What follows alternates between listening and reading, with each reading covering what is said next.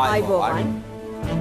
සියලු සමීක්ෂණ වාර්තා නැවත නැවතත් තහවුරු කළ ශ්‍රී ලංකාවේ අංක 1 ප්‍රවෘත්ති ප්‍රකාශය පැත්තක ඇතැත්ත කියන හිරු රාත්‍රී 9:55 ප්‍රධාන ප්‍රවෘත්ති ප්‍රකාශය සමගින් මම අමිල්නාත් මාසිමගේ. මම තිලිනී නදීෂා රණසිංහ ප්‍රථමයෙන් අවධානය ප්‍රවෘත්ති සිරස්තල වෙත.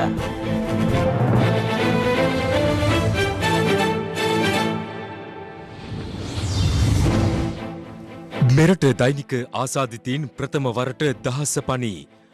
ඔක්සිජන් හිඟයක් නැතැයි සෞඛ්‍ය සේවා අධ්‍යක්ෂ ජෙනරාල්ගෙන් සහතිකයක්. කොරෝනා ප්‍රතිකාර මධ්‍යස්ථාන සියල්ල පිරේ. මවනැල්ල කොරෝනා වාට්ටුව බහර වෛද්‍යවරයාගේ සොහොයුරාත් කොරෝනාවට බිලිවෙයි. ICU බෙඩ් එකක් හොයාගන්න බැරි වුණා. ලංකාවේ හැමදාම try කරා. දිවයිනේ සියලු පාසැල් යලි වැසේ. දිස්ත්‍රික්ක 7ක හුදකලා කෙරුණු ග්‍රාම නිලධාරී වසම් සංඛ්‍යාව 100 දක්වා ඉහළට. රාජ්‍ය ආයතනවලට කැඳවන සේවකින් සීමා කිරීමේ චක්‍රලේඛය නිකුත් වෙයි. බුරුකා ඇතුළු මුහුණු ආවරණ තහනම් කිරීමට කැබිනට් අනුමැතිය.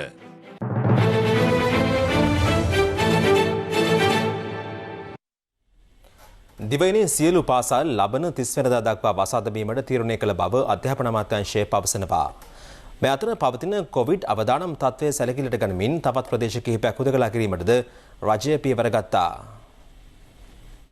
අධ්‍යාපන අමාත්‍යාංශය පවසන්නේ කොවිඩ් අවදානම ඉහළ යාම සැලකිල්ලටගෙන දිවයිනේ සියලුම පාසල්, පෙර පාසල්, පිරිවෙන් අධ්‍යාපන ආයතන ලබන 30 වෙනි සිකුරාදා දක්වා වසා දැමීමට තීරණය කළ බවයි. අපි සතිය අන්තයේ සෞඛ්‍ය අංශ පළාත් අධ්‍යාපන අධ්‍යක්ෂකවරුන් හා විදුහල්පතිවරුන් සමග සාකච්ඡා කරලා තීරණ ගන්නවා මැයි 3 වන සඳුදා ආරම්භ වන ඊළඟ සතිය සම්බන්ධයෙන්. අපි දෙමව්පියන්ට වගකීමෙන් යුක්තව කියනවා පාසල්වල පන්ති පැවැත්වීම සම්බන්ධයෙන් අපි තීරණ ගන්නේ දරුවන්ගේ සෞඛ්‍යයට ප්‍රමුඛ වැදගත්කම දෙමින්. රජයේ තීරණයට සමගාමීව දිවයිනේ සියලු කතෝලික පාසල්ද ලබන 30 වෙනිදා දක්වා වසා දමන බව අගරාධගුරු නිවස නිවේදනය කළා. සැලකිය යුතු ආකාරයෙන් කොවිඩ් ආසාදිතයින් වාර්තා වීම හේතුවෙන් මේ වන විට දිවයිනේ දිස්ත්‍රික්ක 7ක ග්‍රාම නිලධාරී වසම් 100ක් හුදකලා කර තිබෙනවා. ඒ අනුව අද පෙරවරු 6:30 සිට පොළොන්නරුව දිස්ත්‍රික්කයේ හිඟුරක්ගොඩ පොලිස් වසමේ සිරිකත ග්‍රාම නිලධාරී වසම හුදකලා කෙරුණා. පසුගිය දින කිහිපය තුළ කොරෝනා රෝගීන් 24 දෙනෙකු වාර්තා වීමෙන් අනතුරුව මා රැඳී සිටින පොළොන්නරුව හිඟුරක්ගොඩ සිරිකත ගම්මානයේ ඊයේ පස්වරුවේ හුදකලා කරනු ලැබුවා. මෙම ගම්මානයේ ආශ්‍රිතව ආරක්ෂක කටයුතු සිදු කරන යුද හමුදාව සහ ශ්‍රී ලංකා පොලිසිය. මෙම ගම්මානයේ පවුල් 321ක පුද්ගලයන් 1199 දෙනෙකු නිවෙස් තුළම ස්වයං නිරෝධයට ලක් කර තිබෙනවා. මාතලේ දිස්ත්‍රික්කයේ උකුවෙල පොලිස් වසමේ පල්ලේ කුඹර ග්‍රාම නිලධාරී වසමද හුදකලා කෙරුණේ අද පෙරවරු 6:30 සිටයි. ගාල්ල දිස්ත්‍රික්කයේ රත්ගම පොලිස් වසමේ ග්‍රාම නිලධාරී වසම් දෙකක් ඊයේ පස්වරු 8 සිට හුදකලා කෙරුණා. 31 දෙනෙකු ආසාදිතයන් බවට හඳුනාගත් නිසා ඊයේ රාත්‍රී 8 සිට මෙම කටුදම්පේ සහ ඉඹුල්ගොඩ ග්‍රාම සේවා වසම් හුදකලා කර තිබෙනවා. ගම්පහ දිස්ත්‍රික්කයේ කොටදෙනියාව සහ මිනුවන්ගොඩ පොලිස් වසම්වල ග්‍රාම නිලධාරී වසම් 4ක් මේ වන විට හුදකලා කර තිබෙනවා. කළුතර දිස්ත්‍රික්කයේද මීගහදැන්න සහ කළුතර දකුණ යන පොලිස් වසම්වලට අයත් ග්‍රාම නිලධාරී වසම් 4ක්ද මේ වන විට පවතින්නේ හුදකලා තත්ත්වයේ. කුරුණෑගල දිස්ත්‍රික්කයේ ග්‍රාම නිලධාරී වසම් 87කින් සමන්විත කුලියාපිටිය පොලිස් වසමද හුදකලා කර තිබෙනවා. ත්‍රිකුණාමලය දිස්ත්‍රික්කයේ පුම්පුකාර ග්‍රාම නිලධාරී වසම ඊයේ රාත්‍රී 8 සිට හුදකලා කරනු අතර ඊට පෙර එම ප්‍රදේශයේ ඇතම් ජනතාව ඉවත්ව ගියේ මේ ආකාරයෙන්.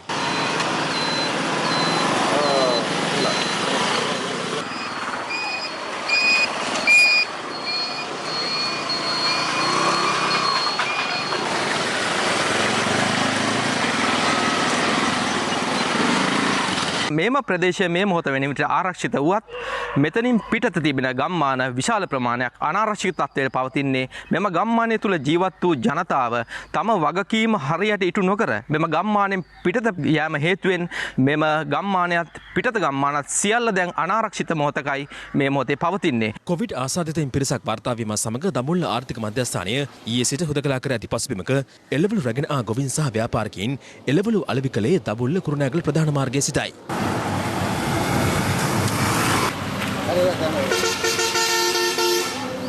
අත මේ කොටුවේ තක්කාලි දැන් හදලා මේවා දැන් විකුණන්න කම නැහැ නේ. ඔත් දෙකෙන් තුලින් මේවා කලන්න ඕනේ ඉදෙනවා වැඩි. ඒකෙන් දැන් මම කතා කරලා කාටවත් දෙන්න කොනවද නැත්නම් බලන්න. මේ එළවලු ටික ගෙදරට හරි ඇවිල්ලා එක්ක අරයි යන්න ඕනේ. එහෙම නැත්නම් මේවා දැන් කාඩ උනත් කන්න දෙන්න බෑ. දැන් ලෙඩ හැදිච්ච මිනිසුන් උනත් කන්න දෙන්න ඕනේ. ඒක නිසා තමයි අපි මේ වැඩේ කරන්නේ. ඕන කඩන්න නැතුව කොහොමද අපි තියාගන්නේ? කාටද දෙන්නේ? කඩන්න නැතුව ගස්වල මෙවයිනෝ පැහිලා යනවනේ. පවතින කොවිඩ් වසංගත තත්ත්වයක් සමග රාජ්‍ය නිලධාරීන් සේවයට කැදවීම සම්බන්ධයෙන් වන නව චක්‍රලේඛය රාජ්‍ය සේවා පළාත් සභා හා පළාත් පාලන අමාත්‍යාංශ ලේකම් ජේ.ජේ. රත්නසිරි මහතාගේ අත්සනින් යුතුව අද පස්වරුවේ නිකුත් කෙරුණා. ඒ අනුව මසකට උපරිම වැඩ කරන දින ගණන 8ක් වනසේ සතියකට වැඩ කරන දින 2ක් නිවාඩු වලින් අඩු නොකර සේවයට වාර්තා නොකර සිටීමට රාජ්‍ය නිලධාරීන්ට අවසර හිමි වනවා. තම ආයතනයට ගැලපෙන අයුරින් සේවයට වාර්තා කිරීමේ ක්‍රමවේදයක් සකස් කිරීමට නව චක්‍රලේඛය මගින් ආයතන ප්‍රධානීන්ට බලය ලබා දී තිබෙනවා. දෛනික ජනජීවිතය යථා පරිදි පවත්වාගෙන යාමට සහ සේවා සැපයීම බාධාවකින් තොරව පවත්වාගෙන යාම සඳහා නිලධාරීන් සතියකට දින 3කට වඩා සේවයට කැදවීමේ අවශ්‍යතාවයක් මතුවන්නේ නම් ඒ අනුව නිලධාරීන් සේවයට කැදවීම සම්බන්ධයෙන්ද ආයතන ප්‍රධානියාට තීරණයක් ගත හැකියි. එම චක්‍රලේඛයේ සියලු තොරතුරු www.hirunews.lk වෙබ් අඩවිය ඔස්සේ දැනුවත් විය හැකියි. දැන් අවධානය දවසේ පුවත වෙත. දවසේ පුවත.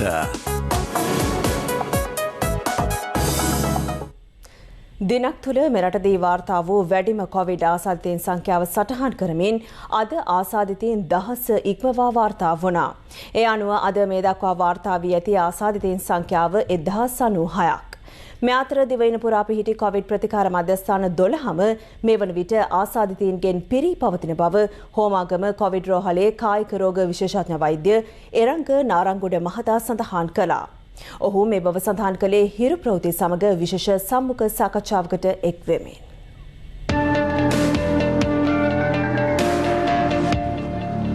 ඉන්දියාවේ රෝගීන්ගේ රෝග ලක්ෂණයි ලංකාවේ රෝගීන්ගේ රෝග ලක්ෂණ අතර වෙනස්කමක් හරි සමානකමක් හරි දකින්නවද? ඉන්දියාවේ ඇති වෙලා තියෙන තත්ත්වයක තමයි ගොඩක්ම අර නියුමෝනියා තත්ත්වයෙන් පෙළෙන රෝගීන් විශාල වශයෙන් වාර්තා වෙනවා. හින්දා තමයි අර ඔක්සිජන් අවශ්‍යතාවය වැඩි වෙලා තිබෙන්නේ. මෙවැනි තත්ත්වයක් අපේ රෝගීන්ගෙත් මේ අවස්ථාවේදී දක්නට ලැබෙනවා. දැන් මේ මුල් රැලි වලට වඩා වෙනසක් දකින්නවද මේ පැතිර යන රැල්ලේ? කලින් රැලි වලට වඩා මෙවර අවුරුදු 30 40 වයස්වල සිටින මැදිවියේ පුද්ගලයන්ට වැඩි රෝග ලක්ෂණ නැතිව නියුමෝනියා තත්ත්වය දක්නට ලැබෙනවා. සාමාන්‍ය නියුමෝනියා තත්ත්වයක් ඇති වෙන රෝගියෙක් තද උණ එනවා, හුස්ම ගැනීම අපහසුව ගොඩක් වෙනවා, ඒ වගේම කැස්ස. එවැනි තත්ත්වයන් මේ කොවිඩ් නියුමෝනියාවේදී වැඩි අපි දකින්නට ලැබෙන්නේ නැහැ. විශේෂයෙන්ම හුස්ම ගැනීමේ අපහසුතාවය එන්නේ අවසාන අවස්ථාවේදී. කොරෝනා රෝගීන් සඳහා ප්‍රතිකාර කරන්න රෝහල් පද්ධතියක් ඇති කළා. දැන් මේ වන විට ඒවේ තත්ත්වය මොකද්ද? මේ ආකාරයේ රෝහල් 12ක් පමණ තිබෙනවා. මේ සෑම රෝහලකම උපරිම ධාරිතාවයට රෝගීන් ඇතුළත් කරගෙන තිබෙන්නේ. මේ නිසා මට සිතෙන්නේ ලංකාවේ සෑම දිස්ත්‍රික්කයකම අඩුම වශයෙන් එක රෝහලක්වත් මේ කොවිඩ් රෝගීන් ප්‍රතිකාර කිරීම සඳහා ප්‍රතිකාර මධ්‍යස්ථාන වශයෙන් අපිට යොදා ගන්න සිද්ධ වෙනවා. ඇත්තට දැන් හෝමගම රෝහලත් මේ වන විට රෝගීන්ගෙන් පිරලා කියන්නේ. විශේෂයෙන්ම කායික රෝගීන් සම්පූර්ණයෙන්ම අපේ වාට්ටුවල පිරීලා තිබෙන්නේ. ඒ වගේම විශාල වශයෙන් රෝගීන් ඔක්සිජන් මත තමන්ගේ ජීවිතය පවත්වාගෙන යන තත්ත්වයකුත් තිබෙනවා. ඇත්තට දැන් මේ ගර්භණී මව්වරුන් කීප දෙනෙකුත් දැඩි සත්කාර ඒකකවලට ඇතුළත් කරලා තියෙනවායි කියලා කියන්නේ. මේ අවස්ථාව වෙන විට ගර්භණී මව්වරුන් දෙදෙනෙක් අපේ දැඩි සත්කාර ඒකකේ ප්‍රතිකාර ලබනවා තරමක් අවදානම් තත්ත්වේ. කලින් අවස්ථාවලදී මේ ආකාරයට ගැබිණි මව්වරුන් දරුණු කොවිඩ් රෝගී තත්ත්වයට වාර්තා වෙනවා අපි දැක්කෙම නැහැ. මේකත් විශේෂ සිද්ධියක්. ඉදිරියේදී මේ පිළිබඳ විශේෂයෙන්ම ගර්භණී මව්වරුන් සැලකිලිමත් වීම ඉතාමත් වැදගත්. කළුබෝවිල සහ මුල්ලේරියාව රෝහල්වල ඔක්සිජන් හිඟයක් පවතින බවට විවිධ මාධ්‍යවල වාර්තා පළවීම සම්බන්ධයෙන් සෞඛ්‍ය සේවා අධ්‍යක්ෂ ජෙනරාල් විශේෂඥ වෛද්‍ය අසේල ගුණවර්ධන මහතා අදහස් පළ කළා. තවදුරටත් වැඩිපුර ඔක්සිජන් ලබා ගැනීම සඳහා අවශ්‍ය ජම්බෝ සිලින්ඩර්ස් කොවිඩ් ප්‍රතිකාර කරන මධ්‍යස්ථාන රෝහල් වලට සහ ශික්ෂණ රෝහල් වලට ලබා දීම ඉදිරි සතියේදී සිදු කරනවා. දැනට අපිට ලංකාවේ මෙඩිකල් ඔක්සිජන් ලබා දෙන එම කර්මාන්ත ශාලා වලින් අපිට ඔක්සිජන් දීමේ කිසිදු අඩුවක් නැහැ. රෝහල්වල දැඩි සත්කාර ඒකකවල වත්මන් තත්ත්වය සම්බන්ධයෙන් වසංගත රෝග විද්‍යා ඒකකයේ ප්‍රධානී විශේෂඥ වෛද්‍ය සුදත් සමරවීර මහතා මෙලෙස අදහස් පළ කළා. දැඩි සත්කාරවල ප්‍රතිකාර අවශ්‍යතාවය යම්කිසි විදියකින් වැඩිවීමක් තියෙනවා. ඉදිරියේදී දැඩි සත්කාර ඒකක ඇඳන් තවත් අවශ්‍ය වුණොත් අලුත් දැඩි සත්කාර ඒකක වෙන් කිරීමට කටයුතු සූදානම් කර තියෙනවා. ICU ඇඳන් කොච්චරක් තියෙනවද? ඒක වැඩි කරන්න මොකක් හරි පියවරක් අරගෙන තියෙනවද? ඇඳන් කීපයයි තිබ්බේ ආරම්භ කරනකොට. මේ වෙනකොට අපිට අවශ්‍ය ප්‍රමාණයට තියෙනවා. හැබැයි ඒ සම්බන්ධව අපේ අවධානය යොමු වෙලා තියෙනවා. ඔබතුමා අහපු ප්‍රශ්න ඉතා වැදගත්. ඒ සම්බන්ධව ඇඳන් වැඩි කිරීමටත් ප්‍රදේශවල ඇඳන් වැඩි කිරීමටත් කටයුතු කරනවා. මොකද පෙළක් ප්‍රදේශවල එහෙම අඩුවක් තිබෙනවා. ඒ අඩුව නිවැරදි කරන්න මේ වෙනකොටත් යම් යම් කටයුතු කරමින් පවතිනවා. රජයට පැමිණෙන චෝදනාවක් තමයි මේ ඊයේ පෙරේදා ගත්ත ක්‍රියාමාර්ග අවුරුද්දට ඉස්සෙල්ලා ගත්තනම් මේ දැන් පවතින ව්‍යසනය වෙන්නේ නැහැයි කියන එක.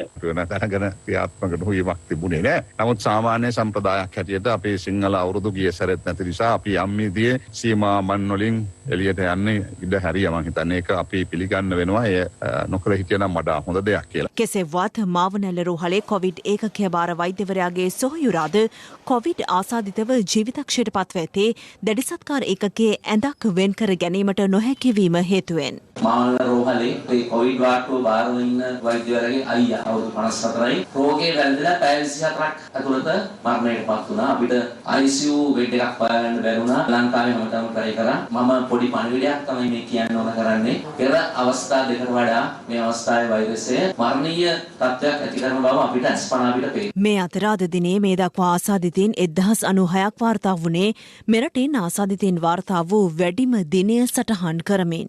දෛනික ආසාදිතයින් 1000 ඉක්ම වූ පළමු අවස්ථාව මෙය වනවා. අපි නැවත අපේ රෝහල් පද්ධතිය සම්බන්ධයෙන් ඉතාමත්ම ඉක්මනින් තාක්ෂණික වාර්තාවක් ලබා ගත යුතුයි. ඒ රෝහල් වල තියෙන පහසුකම් ප්‍රමාණය කොහොමද? ඒක කොයිතරම් දුරට අපිට මේ වෙනුවට ප්‍රමාණවත්ද? එසේ ප්‍රමාණවත් නොවේ නම් අපි නැවත මේ රටේ සෞඛ්‍ය ධාරිතාව තුළ අපි ක්‍රියා කළ යුත්තේ කෙසේද කියලා. රෝගයේ බෝවීම වළක්ව ගන්න. ඒ තමයි ප්‍රධානතම. ඒතර ඒ සඳහා අපි කටයුතු කළ යුතු තියෙනවා. ඒ සඳහා තමයි අපි සංචරණ සීමා පැනවීම ඉල්ලලා තියෙන්නේ. අන්තර් පළාතට සංචරණ සීමා පැනවිය යුතුයි කියලා අපි කල්පනා කරන්නේ. ඒ වගේම ජනතාව තදබදේ වෙන අධිවසංගත තත්වයකට ගෙනියන ඒ වැඩපිළිවෙල නතර කරන්න කියන්නේ. මෙන්න මේ ක්‍රියාවලියට රජය යොමු කරන ගමන්ම ජනතාව මේ ක්‍රියාවලියට සහාය දෙමින් ඒ සඳහා අනුගත විය යුතු තියෙනවා. අපි සෞඛ්‍ය සේවා අධ්‍යක්ෂ ජනරාල්ගෙන් ඉල්ලා සිටිනවා වහාම නිරෝධායන පනතේ බලධරය හැටියට තීන්දුව తీරන ගත යුතු තියෙනවා. මේ අතර දිවයිනේ විවිධ ප්‍රදේශවලදී නිසි සෞඛ්‍ය මාර්ගෝපදේශ අනුගමනය නොකරන ජනතාවට ආරක්ෂකාංශ උපදෙස් ලබා දීමට කටයුතු කළා. වාදන් දැම්මේ මාස්ක් එක. යාපනයෙන් එන අයට අපෙන් කෑ කිදෙන ඕන්න. මේ දාන්නේ මාස්ක් එක ගමන අසනතු කරවන්න එක. නිලමේ කාටවත් මාස්ක් දාලා නැහනේ. රටේ තත්ත්වය ගැන තේරෙන්නේ නැද්ද මේ දවස්වල? බලන්න මාස්ක් එක හරියට දාගන්න නැද්ද? ඒ මාස්ක් එක දාන්නේ නැද්ද? මම දාඩිය චුට්ටක් මේවා කරේ. දැන් මේක කට්ටිය ගොඩක් යන පබ්ලික් ප්‍රවාහනයක් මේක. මම වතුර බොන්න මේක මේවා කරේ මම අවුටුනා පොඩ්ඩක් දාගන්න. අයියේ මාස්ක් අපි මාස් දානවා මේක. අමාරුයි අපිත් මේ වෙලාවට කොට විනාඩියක් දෙකක් ඔය අපි දන්නවා ඉතින් මේක බැරෑරුම් තව. මාස් දාන්නේ නැද්ද? මාස් දාලා තින්නේ. දැන් අරගෙන හිටියේ. හලෝ. කිරිඳිවැල සතිපොළ භූමිය ආශ්‍රිතව සිදු කළ කොවිඩ් පරීක්ෂණ 175කට ආසන්න ප්‍රමාණයකින් මේ දක්වා ආසාදිතයින් 29 දෙනෙකු වාර්තා වී තිබෙනවා. බගවන්තලාව සෞඛ්‍ය වෛද්‍ය නිලධාරි කාර්යාලය යටතේ පාලනය වන කිව් වතුයායේ එකම පවුලේ 8 දෙනෙකුට කොවිඩ් වෛරසය ආසාදිත බවට තහවුරු වී තිබෙනවා. අම්බලන්ගොඩ නගර සභාවේ සභාපතිවරයාට කොවිඩ් වැළඳීම හේතුවෙන් එම පරිශ්‍රය තාවකාලිකව වසා දැමුණා. මේ අතර පේරාදෙණිය විශ්වවිද්‍යාලය මගින් කොවිඩ් ආසාදිතයින් හඳුනා ගැනීමේ නව පරීක්ෂණ කට්ටලයක් නිර්මාණය කර තිබෙනවා. මේ අතර කොවිෂීල්ඩ් එන්නතේ දෙවනි මාත්‍රාව හෙට සිට ලබා දීමට නියමිතව තිබෙනවා. පළවෙනි මාත්‍රාව ලබා දුන්න අනුපිළිවෙලටම දෙවෙනි මාත්‍රාවත් ලබා දෙන්නයි අප තීරණය කරලා තියෙන්නේ. අවශ්‍ය වන එන්නත් මාත්‍රා ලක්ෂ 3.5ක් දැනට අප සතුව තිබෙනවා. අඩුපාඩුව ඉදිරියේදී ශ්‍රී ලංකාවට ගෙන ඒමට නියමිතයි. හෙට දිනේදී ඉදිරිපෙළ සෞඛ්‍ය සේවකයන්ට තමයි මෙම එන්නත ලබා දෙන්නේ. රුසියානු ස්පුට්නික් එන්නත තව සතියක් ඇතුළත අපට ලැබෙයි කියන බලාපොරොත්තුවෙන් අප සිටිනවා. සෞඛ්‍ය සංවිධානය ඊයේ දිනේ ප්‍රකාශයක් නිකුත් කරා චීන සයිනෝෆාම් එන්නත පිළිබඳ ඔවුන් තීරණයක් ගන්නවා කියලා මේ සතිය ඇතුළත. එය ලෝක සෞඛ්‍ය සංවිධානය හදිසි ලැයිස්තු ගත කිරීම ඇතුළට යටත් කරොත් එහෙම එන්නත් ලක්ෂ 6කට ආසන්න ප්‍රමාණයක් අපේ රටේ තියෙනවා සයිනෝෆාම් එන්නත. එයත් ලබා දීමේ හැකියාව තියෙනවා තීරණය ගත්තට පස්සේ. දවසේ පුවත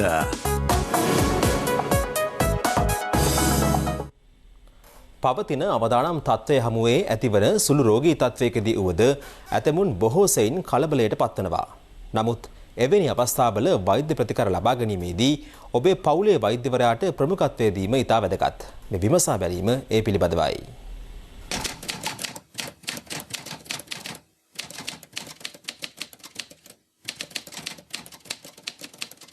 අපිට පුළුවන් පවුලේ වෛද්‍යවරයාට දුරකථනයෙන් හරි කතා කරලා Tamanට මේ වගේ රෝග ලක්ෂණ තියෙනවා කියලා එතකොට පවුලේ වෛද්‍යවරයාට හැකියාව ලැබෙනවා මේ වගේ රෝගීන්ට විශේෂ වෙලාවක් වෙන් කරලා දීලා Tamanව මුණ ගැහෙන්න පැමිණෙන්න කියලා. එතනදි වෙන්නේ අනිත් රෝගීන් එක්ක ඒ වගේ රෝග ලක්ෂණ තියෙන රෝගීන්ව ගැටෙන එක වැළැක්වෙනවා. තවත් මේ රෝගේ බෝවීම අපිට අවම කිරීම සඳහා ඒ වගේ ක්‍රියාමාර්ගත් ගන්න පුළුවන්.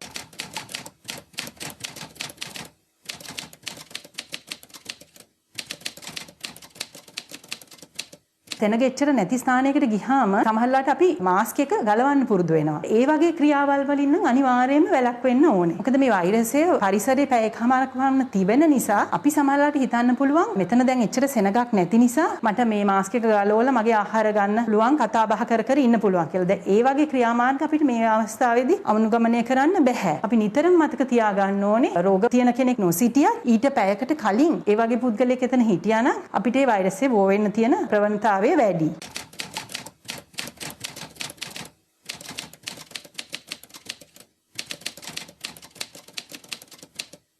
ඒක වැරදි. එන්නත ලබාගත් පුද්ගලයන් පවා මේ අනුගමනය කළ යුතු සෞඛ්‍ය ආරක්ෂණ ක්‍රම අනිවාර්යයෙන්ම අනුගමනය කළ යුතුයි. එන්නත ලබාගත් පුද්ගලයාට උනත් මේ වෛරසයේ වාහකයෙක් විදිහට ක්‍රියා කරන්න පුළුවන්. එන්නත ලබාගත්තා කියලා Tamante සෞඛ්‍ය ආරක්ෂක පුරුදු වලින් ඈත් වෙලා ඉන්න බෑ.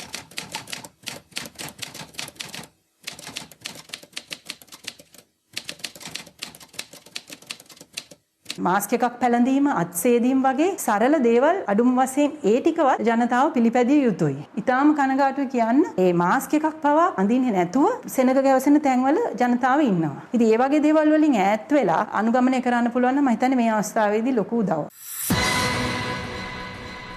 කොවිඩ් ව්‍යාප්තිය හමුවේ පීඩාවට පත්ව සිටින ඉන්දියාවට කඩිනමින් සෞඛ්‍ය ආධාර ලබා දෙන බව ලෝක සෞඛ්‍ය සංවිධානය පවසනවා. ඉන්දිය රෝහල් තුළ කොවිඩ් රෝගීන් සඳහා ප්‍රමාණවත් ඉඩකඩ නොමැතිවීම හේතුවෙන් දුම්රිය තුළ ජංගම රෝහල් ස්ථාපනයට සෞඛ්‍ය අංශය පියවරගෙන තිබෙනවා. ආයුෂ සපිරේ සුප අලුත් අවුරුද්දක් වේවා. ලීව ආයුෂ්. ජාල පිහිටි පුද්ගලික ආයතනයක් විසින් ඉන්දියානු ජාතිකයින් මෙරට හෝටල් තුළ නිරෝධායනය කිරීමේ වැඩසටහනක් පවත්වාගෙන බව සමග ජනබලවේගයේ පක්ෂයේ පාර්ලිමේන්තු මන්ත්‍රී කවින්ද ජයවර්ධන මහතා චෝදනා කරනවා. මන්ත්‍රීවරයා සඳහන් කළේ මේ සඳහා සිවිල් ගුවන් සේවා අධිකාරියේ ඉහළ නිලධාරියෙකුගේද සහාය ලැබෙන බවයි. කෙසේ වෙතත් කැබිනට් ප්‍රකාශක අමාත්‍ය කෙහෙලි රබුකැල්ල මහතා අද පැවති කැබිනට් තීරණ දැනුම් දීමේ ප්‍රවෘත්ති සාකච්ඡාවේදී එම චෝදනාව ප්‍රතික්ෂේප කළා. ඉන්දියානු ජාතිකයන්ට සිංගප්පූරුවේ ඩුබායි රාජ්‍යයේ සෞදි අරාබිය රැකියාවට යනවා නම් වෙනත් රටක දින 14ක නිරෝධායනයට ඒ අය ලක් වෙන්නට අවශ්‍යයි. මේක හඳුනාගත්ත ලංකාවේ ඉන්න ව්‍යාපාරිකයෝ කීප දෙනෙකුත් සිවිල් ගුවන් සේවා අධිකාරියේ ඉන්න ප්‍රබල නිලධාරියෙකුත් මේක ව්‍යාපාරයක් කරගන්නට හදලා තියෙනවා. දැන් මම මේ පිළිබඳව එයාගෙන් ප්‍රශ්න කළා. 14 ලයින්ස් වලින් පස්සේ උඹක් ඔය පැකේජ් එක අපි දාලා තියෙන්නේ මේ ඉන්දියානු නැෂනලිටිස් සයිඩ් දෙනවා ඩුබායි හරි සිංගප්පූරු හරි යන්න බෑ ඩිරෙක්ට්. කොයි හරි වෙන රටක දවස් 14ක් ක්වොරන්ටයින් වෙලා යන. මකාවේ දවස් 14ක් ක්වොරන්ටයින් වෙලා ඒතකොට ඒගොල්ලෝ ආය දවස් 14කින් පස්සේ ආය ඩුබායි හරි සිංගප්පූරු මෙන්න පබ්ලිෂ් කරන විදිය. ලංකාවේ අලියෙක් දාලා සීගිරි ගල උඩින් දාලා ටුවරිස්ට් පවුලක් මෙතන ඉන්නවා. ඒතර මේ පුද්ගලයන් කතා කරලා ඇහුවම් මෙයා කියනවා සිවිල් ඒවියේෂන් එකේ ලොක්ෙක් එක්ක එකතු වෙලා තමයි මේක කරන්නේ. US ඩොලර් 690යි එක්කෙනෙකුට. වෙනත් රටවල් වල රැකියාවට යන්න බැරුව ක්වොරන්ටයින් කරගන්න බැරුව ඉන්න අය ලංකාවට ගේනවා මේ නිරෝධායනය කරන්න. කෝටි ගණන් හම්බ කරගන්න මේ කොරෝනා වලින්. ඒතර මේ රටේ මිනිස්සුන්ට මේ අලුත් ප්‍රභේදය ඉන්දියාවේ යම්කිසි පුද්ගලයෙකුට ඇවිල්ලා තිබුණොත් රජය කොහොමද මේකේ වගකීම් බාරගන්නේ? මේ සම්බන්ධයෙන් මාධ්‍යවේදීන් කැබිනට් තීරණ දැනුම් දීමේ ප්‍රවෘත්ති සාකච්ඡාවේදී කැබිනට් ප්‍රකාශකවරයාගෙන් විමසීමක් කළා. ගරු ඇමතුමනි ඊයේ අපිට අහන්න ලැබුණා ඉන්දියානු ජාතිකයන්ට අප රට තුල නිරෝධායන ක්‍රියාවලියකට භාජන වීමට අවස්ථාව ලබා දෙනවා කියලා. ඒක නම් කියන පට්ටපල් බොරුවක්. එහෙම කිසිම ක්‍රියාවලියක් මේ අවස්ථාවේදී ක්‍රියාත්මක වෙන්නේ නැහැ. මේ අතර මේ සම්බන්ධයෙන් රජයේ වෛද්‍ය නිලධාරීන්ගේ සංගමයේද අදහස් පළ කළා. අපි සම්බන්ධ වෙලා බැලුවා මේ අයගෙන් මේක ගැන විමසීමක් කළා. ඒ අයිතා පැහැදිලිව කියනවා මේ රටට ගෙන්නලා ඒ අවශ්‍ය කරන දවස් 14 ඉඳලා නිරෝධායන ක්‍රියාවලියෙන් පසු ඔවුන්ට අවශ්‍ය රටකට යන්න පුළුවන්. රෝගී උත්සන්න රටවලින් මේ රටට ගෙන්නලා නිරෝධායන ක්‍රියාවලිය විතරක් කරලා යවන්න. රට අනතුරට හෙලීම. මේවා වෙනවා නම් අනිවාර්යයෙන්ම සොයා බලන්න. සංචාරකයන් එන එකයි පුද්ගලයන් නිරෝධායනය සඳහා රටට ගේනවා කියන කාරණා දෙකක්. විපක්ෂ නායක සජිත් ප්‍රේමදාස මහතා සහ විදේශ රටවල් කිහිපයක තානාපතිවරු අතර විශේෂ සාකච්ඡාවක් අද පැවැත්වුණා. COVID-19 හමුවේ ශ්‍රී ලංකාවේ වර්තමාන තත්ත්වය පිළිබඳව එහිදී අවධානය යොමුව තිබෙනවා. සාකච්ඡාවට දෙකක් යටතේ විපක්ෂ නායක කාර්යාලයේ පැවති මෙම හමුවේ පළමු සාකච්ඡාවටය සඳහා යුරෝපා සංගමේ තානාපතිවරයා සහ ප්‍රංශය, ඉතාලිය, ජර්මනිය, රුමේනියාව යන රටවල තානාපතිවරුද එක්ව සිටියා. දෙවන වටේ සාකච්ඡාව සඳහා එක් වූයේ කැනඩාව, නෝර්වේ, ස්විට්සර්ලන්තය, ඇමරිකාව සහ ඔස්ට්‍රේලියාව යන රටවල රාජ්‍යතාන්ත්‍රිකයින්. COVID-19 ප්‍රශ්නය නිසා සමහර රෝහල්වල ඔක්සිජන් අධිසත්කාර ඇඳන්නේ. ඒ අත්‍යවශ්‍ය සෞඛ්‍ය උපකරණ නැහැ. ඒ සියලුම මාතෘකා පිළිබඳව අපි පුළු ලෙස සාකච්ඡා කරා. එන්නත ගැන කතා කරා. මේ එන්නත කියන කාරණාව පිළිබඳව අපි ඉදිරිපත් කරපු යෝජනා කිසිවක් ක්‍රියාත්මක කරේ. කොහෙද යන පැණියක් ගැන කතා කරලා මේ රටේ ජනතාව අනාථ කරා. මොකද්ද මේ ආණ්ඩුව කරේ? ඇයි එන්නත් ටික ඇනුම් කරේ නැද්ද? ලෝක සෞඛ්‍ය සංවිධානය ලබා දෙන නිර්දේශ අභිබවා ගිහිල්ලා. දැන් ආණ්ඩුව කියනවා සති 12 පැන්නට කමක් නැහැ කියලා. අර පළවෙනි මාත්‍රාව ගත්ත පුද්ගලින් මොකක්ද යන කල? හිඟ මාත්‍රා තියෙනවා ලක්ෂ 6ක්. මම මේ කියන්නේ දුන්නු ප්‍රමාණය. අපේ රටේ ඔක්කොම ජනගහනය ලක්ෂ 220ක් ඉන්නවා. ඒ ඉතිරියට යන කල මොකද්ද? මේවා පිළිබඳව නිසි කල්පනාකරණයක් මේ වර්තමාන රජයට නැහැ. ආණ්ඩුව තුල සිදුවෙන දේශපාලන බල අරගලය නිසා අගතියට පත්වන්නේ රටේ ජනතාව. අමුතු කේක් එක තියාරා. කියලා හැදෙවෝ වගේ.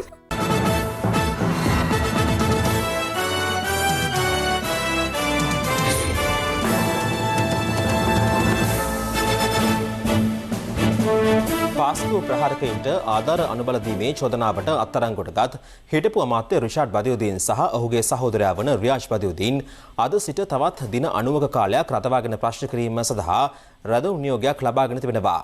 පොලිස් මාධ්‍ය ප්‍රකාශක නියෝජ්‍ය පොලිස්පති අජිත් රෝහණ මහතා පැවසුවේ විමර්ශකයින්ගේ නිගමන අනුව මොවුන් තවදුරටත් රඳවා තබාගෙන ප්‍රශ්න කළ යුතු බවයි.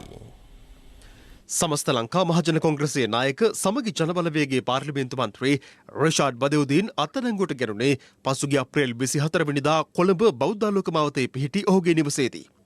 ඒ පාස්කු ප්‍රහාරයේ ස්වයං ඝාතකයන්ට ආධාර අනුබල දීම සහ ඔවුන් සමග සමීප සබඳතා පැවැත්වීම යන චෝදනාව යටතේ. එදිනම රිෂාඩ් බදියුදීන්ගේ සොහොයුරු රියාජ් බදියුදීන්ද අපරාධ පරීක්ෂණ දෙපාර්තමේන්තුව විසින් අත්අඩංගුවට ගත්තේ වැල්ලවත්තේ පිහිටි ඔහුගේ නිවසේදී. අත්අඩංගුවටගත් පාර්ලිමේන්තු මන්ත්‍රීවරයා සහ ඔහුගේ සහෝදරයා අපරාධ පරීක්ෂණ දෙපාර්තමේන්තුව බහරේ රඳවාගෙන පැය 72ක් ප්‍රශ්න කිරීම ආරම්භ කළේ ත්‍රස්තවාදයේ වැළැක්වීමේ පනතේ 6.1 වගන්තියට අනුව ලබාගත් නියෝගයකින්. කෙසේ වෙතත් අදාළ පැය 72ක කාලය අද උදැස්සනින් අවසන් වන අතර සැකකරුවන් තවදුරටත් රඳවා තබාගෙන ප්‍රශ්න කිරීමට අපරාධ පරීක්ෂණ දෙපාර්තමේන්තුව තීරණය කර තිබෙනවා. විමර්ශකයින්ගේ නිරීක්ෂණ අනුව මොවුන් තවදුරටත් රඳවා තබාගෙන ප්‍රශ්න කළ යුතු වෙනවා. විද්‍යාත්මක සාක්ෂි ඒ වගේම අනිකුත් සාක්ෂි විශ්ලේෂණය කරමින් විමර්ශනය කිරීම අවශ්‍ය නිසා ඒ නිසා මොවුන් තවදුරටත් රඳවා තබා ගැනීම සඳහා ත්‍රස්තවාදයේ වැළැක්වීමේ පනතේ 9.1 වගන්ති ප්‍රකාරව රැඳවුම් නියෝගයක් අද දින සිට ලබාගෙන තිබෙනවා. දින 90ක කාලයක් සඳහා ඒ අනුව ඉදිරියේදී ඔවුන් එම රැඳවුම් නියෝගය යටතේ තබාගෙන තවදුරටත් ප්‍රශ්න කිරීමට නියමිතව තිබෙනවා. ඍජු සාක්ෂි පරිවේශනීය සාක්ෂි මෙන්ම විද්‍යාත්මක සාක්ෂි විශ්ලේෂණය කරමින් පරීක්ෂණ පවත්වනු ලබනවා. පාස්කු ප්‍රහාරයට අදාළව මන්ත්‍රී රිෂාඩ් බදියුදීන්ගේ සොහොයුරු රියාජ් බදියුදීන් මීට පෙර පසුගිය වසරේ අප්‍රේල් 14 වෙනිදා අත්අඩංගුවට ගත් නමුත් මාස කිහිපයකට පසු ඔහු මුදා හැරුණේ ප්‍රමාණවත් සාක්ෂි නොමැති බව පවසමින් මේ අතර පාස්කු ප්‍රහාරය සම්බන්ධයෙන් විමර්ශනය කළ ජනාධිපති පරීක්ෂණ කොමිෂන් සභා අවසන් වාර්තාවේද රිෂාඩ් බදියුදීන් මන්ත්‍රීවරයා සම්බන්ධයෙන් සඳහන් කර තිබෙනවා. එහි දැක්වෙන්නේ රිෂාඩ් බදියුදීන් පාස්කු ප්‍රහාරයේ සැකකරුවෙකු වූ ඉන්සාන් මයුදීන් අත්අඩංගුවට පත් වූ අවස්ථාවේදී එවක යුද හමුදාපති ජෙනරාල් මහේෂ් සේනානායක මහතාට තෙවරක් ජංගම දුරකථනයෙන් සැකකරු වෙනුවෙන් අමතා ඇති බවයි. එමෙන්ම ඔහු කර්මාන්ත අමාත්‍යවරයාව සිටි සමයේ කාර්මික සංවර්ධන මණ්ඩලය මගින් පාස්කු බෝම්බකරුවන් වන ඉන්ෂාප් සහ ඉල්හාම් යන සහෝදරයන්ට අයත් වැල්ලම්පිටියේ පිහිටි කොලේසස් කර්මාන්ත ශාලාවට අබලි ලෝහ සැපයීම සම්බන්ධයෙන්ද පාස්කු කොමිසම් වාර්තාවේ සඳහන් කර තිබෙනවා. රිෂාඩ් බදියුදීන්ගේ සහෝදරයා වන අත්අඩංගුවට පත් වූ රියාජ් බදියුදීන්ද කොලසස් සමාගමේ ඇති වූ ගැටලුවකදී පාස්කු බෝම්බකරුවෙකු වූ ඉන්ෂාප් සමග දුරකථන සංවාද කිහිපයක් පැවැත්වූ බව පොලිසිය අනාවරණ කරගත් බවත් එම වාර්තාවේ සඳහන්. හරින් ප්‍රනාන්දු අත්අඩංගුවට ගැනීම අනුමත කළ නොහැකි බව එක්සත් ජාතික පක්ෂ නායක රනිල් වික්‍රමසිංහ මහතා සඳහන් කළා. ඒ කොළඹ පෞද්ගලික රෝහලක සිටින හරින් ප්‍රනාන්දු පාර්ලිමේන්තු මන්ත්‍රීවරයා බැලීමට පැමිණි අවස්ථාවේදී කොළඹ පෞද්ගලික රෝහලකට ඇතුළත්ව සිටින සමගි ජනබලවේගයේ පාර්ලිමේන්තු මන්ත්‍රී හරීන් ප්‍රනාන්දුගේ සුවදුක් විමසීම සඳහා එක්සත් ජාතික පක්ෂ නායක රනිල් වික්‍රමසිංහ මහතා අද පස්වරුවේ පැමිණියා. ඒ අත්අඩංගුවට ගැනීම ගැන දැන් නම් ප්‍රශ්නයක් තියෙනවා. මොකද පළමුවෙන්ම මේ කාරණේ ක්‍රියා කරලා තියෙන්නේ පාස්කු ඉරිදා ප්‍රහාරය ගැන. ඒත් අද දැන් මහේස්ත්‍රා උසාවියේ තව නඩුවක් දානවලගේ අමාත්‍යාංශයේ තිබුණ ඉක්ටක ගැන පාස්කු එක නම් පාස්කු එක. මේක නම් මේක. ඔබතුමාට පාර්ලිමේන්තුවේ කියන මේව සම්බන්ධයෙන් කතා කරන්න තියෙනවා කියලා හිතෙන්නේ මම පාර්ලිමේන්තුවේ නෑනේ. ඔබට කතා කරන්න වෙනකොට මේ අතර පාස්කු ඉරිදින ත්‍රස්ත ප්‍රහාර සිද්ධිය සම්බන්ධයෙන් තමන් අත්අඩංගුවට ගැනීම වැළැක්වීමේ අතුරු නියෝගයක් නිකුත් කරන ලෙස ඉල්ලා පාර්ලිමේන්තු මන්ත්‍රී හරින් ප්‍රනාන්දු විසින් ශ්‍රේෂ්ඨ අධිකරණයට මූලික අයිතිවාසිකම් පෙත්සමක් ඉදිරිපත් කර තිබෙනවා. මේ අතර දේශප්‍රේමී එක්සත් ජාතික පක්ෂය සමාජීය හා ආගමික කේන්ද්‍රයට අද සංදේශයක් බහර දීමෙන් අනතුරුව පාර්ලිමේන්තු මන්ත්‍රී හරින් ප්‍රනාන්දු සම්බන්ධයෙන් අදහස් පළ කළා. අද හරින් ෆර්නෑන්ඩුත් රංගනයක යෙදෙනවා. අපි දැක්කා ඊට කලින් දවසේ පාර්ලිමේන්තුවේ ගහගන්න කතා කරන පුද්ගලයා අද රෝහල ඇඳක් වලට වෙලා ඉන්නේ. කතෝලික ජනතාවගේ අනුකම්පාව දිනා ගන්න. එක පැත්තකින් හරින් ෆර්නෑන්ඩු පාවිච්චි කරලා කතෝලික ජනතාවගේ අනුකම්පාව දිනා ගන්න බලෑනියක් ක්‍රියාත්මක කරන අතරේ තව කණ්ඩායමක් අපේ පූජක තුමන්ලා සහ කන්‍යා සොහොයුරියන්ව වැරදි අදහස් වලින් එයාගේ ඔළුව විකෘති කරන වෙන වැඩපිළිවෙලක් යනවා. පාස්කු ප්‍රහාරයේ ක්‍රියාත්මක වුණේ හරින් ප්‍රනාන්දුල දැනුවත්. මේකට මෛත්‍රීපාල සිරිසේනත් රනිල් වික්‍රමසිංහ විතරක් නෙමෙයි රංජිත් මද්දුම් බණ්ඩාර. මේ සියලු දෙනා වග කියන්න ඕනේ. මේ උදවිය එකිනෙකා රහස් පොලිසිය අත්අඩංගුවට පත් වෙන එක වළක්වන්න තමයි මේ කුමන්ත්‍රණ කරන්නේ.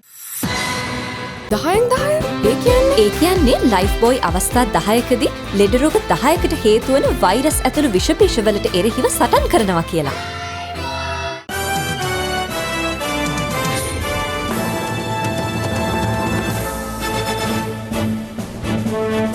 දේශපාලන කිහිපයක් සමගින් දැන් රටවටා හිරු. රටවටා හිරු. මාතර වැලිගම චාලිමෝවුන්ට වත්ත ප්‍රදේශයේ නව කර්මාන්තපුරයක් ඉදිකිරීම සඳහා අවශ්‍ය කටයුතු සොයා බැලීමට කතානායක මහින්ද යපා අබේවර්ධන මහතා ඇතුළු පිරිසක් අදීම ස්ථානයට පැමිණි අවස්ථාවේ ප්‍රදේශවාසීන් මග හරස් කරමින් ඊට විරෝධය පළ කළා. ඒ අදාළ කර්මාන්තපුරය ඉදිකළහොත් සිය ජීවනෝපායට බලපෑම් එල්ලවන බව පවසමින් 2016 වර්ෂයේ රාජගිරිය ප්‍රදේශයේදී අපරීක්ෂාකාරී ලෙස රිය පදවා තරුණයෙකුට බරපතල ලෙස තුවාල සිදු කළයි චෝදනා එල්ල වී සිටින හිටපු අමාත්‍ය පාටලි චම්පික රණවකට එරෙහි නඩුවේ මූලික විරෝධතා ලිඛිතව ඉදිරිපත් කිරීමට පියවර ගන්නා ලෙස කොළඹ මහාධිකරණය ඔහුගේ නීතිඥවරුන්ට නියෝග කළා. අදාළ නඩුව කොළඹ මහාධිකරණ විනිසුරු නාමල් බලල්ලි මහතා ඉදිරියේ අද කැඳ වූ අවස්ථාවේදී නියෝග කෙරුණේ ජූනි මාස 30 වනදා එම විරෝධතා ඉදිරිපත් කරන ලෙසයි. සෞඛ්‍ය මාර්ගෝපදේශවලට ඇතුළත් මුහුණු ආවරණ හැර බුර්කාව ඇතුළු ආරක්ෂාවට තර්ජනයක් වන අනිකුත් මුහුණු ආවරණ තහනම් කිරීමට අමාත්‍ය මණ්ඩලයේදී අනුමැතිය හිමි වූ බව මහජන ආරක්ෂාව පිළිබඳ අමාත්‍ය රිය අද්මිරාල් ආචාර්ය සරත් වීරසේකර මහතා පවසනවා. වසර 10ක කාලයක් පුරාවට මහයංගනයට බලපා ඇති උග්‍ර වනාලි තර්ජනයට කඩිනමින් විසඳුමක් ලබා දීමේ අරමුණින් පසුගිය 23 වෙනිදා ආරම්භ කළ මහවැලි ගඟේ රැඳී සිටින වන අලි පන්නා දැමීමේ මෙහෙයුමේ මිනිපේ හඳගනාව ප්‍රදේශයේ මෙහෙයුම අද සිදු කෙරුණා.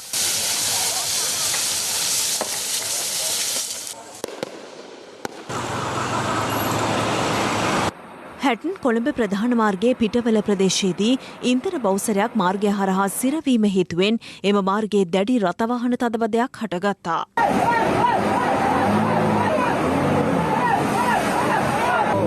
වටා හිරු.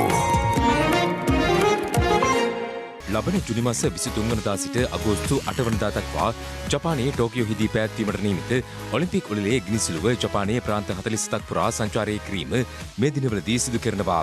එදී ජපානයේ ඔහිතා පළාතේදී ඔලිම්පික් ගිනිසුළුව රැගෙන යාමේ වරම් හිමි කරගන්නට එරට උසස් අධ්‍යාපනය හදාරන ශ්‍රී ලංකාවේ ගයනී මාලිබහර සමත් වුණා.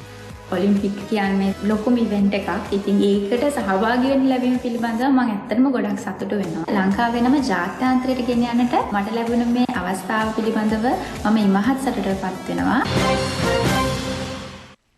ඒ සමගින් අදට ඔබෙන් සමගන්නවා.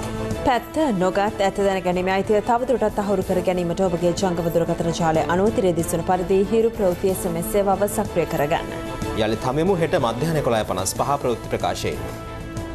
සුබ රාත්‍රියක්.